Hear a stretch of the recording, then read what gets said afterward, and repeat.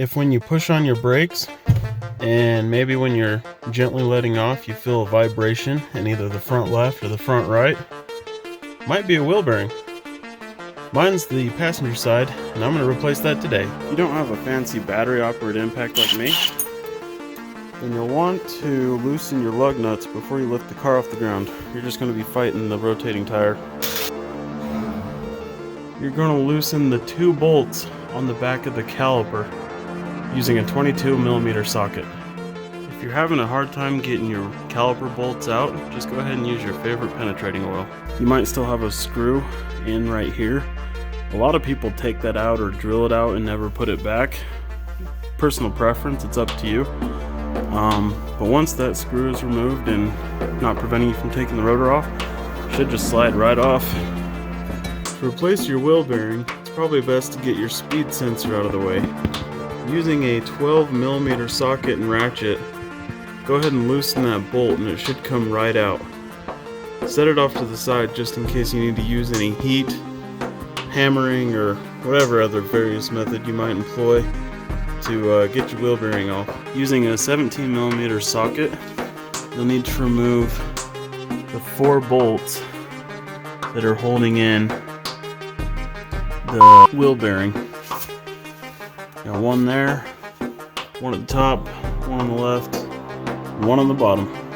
Since that arm bolt's right next to my bottom bolt, I'm going to turn my wheels to the right so that I buy myself a little more room and can get a socket and ratchet on it. Now that buys me all the clearance I need in order to get my socket and ratchet on there, and that arm isn't preventing me from doing it anymore.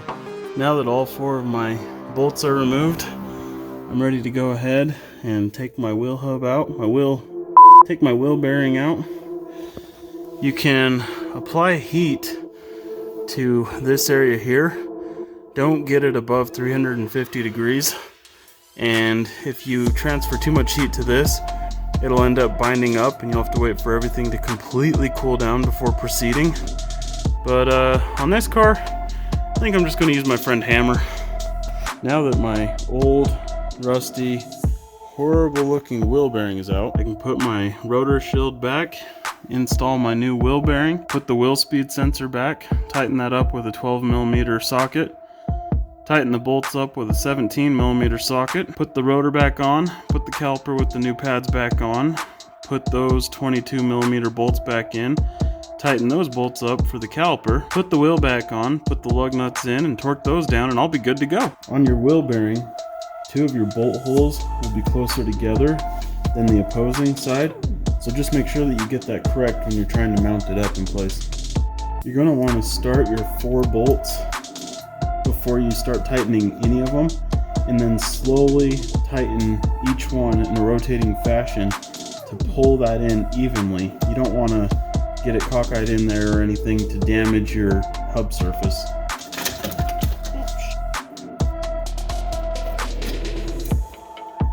Make sure to check for any space between the part you just installed and the part you were tightening to.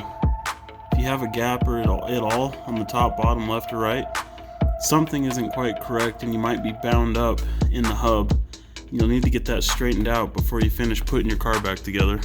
Now that your pads are back in and everything's tightened up, you can put your wheel back on and torque it up and you're good to go. Don't forget to put your wheel speed sensor back using a 12mm socket.